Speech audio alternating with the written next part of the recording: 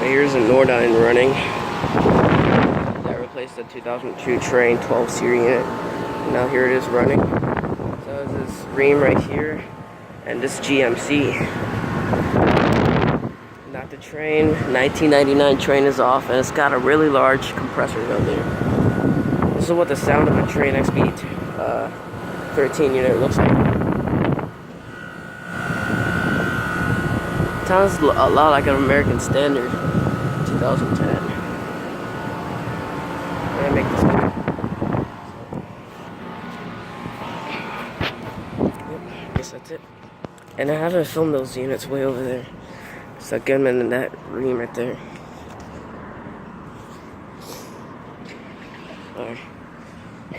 See about that unit right over here. And the only one that's running is this one right here.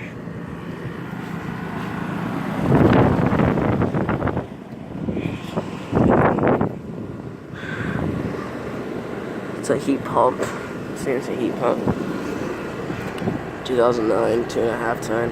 It's a 13 seater.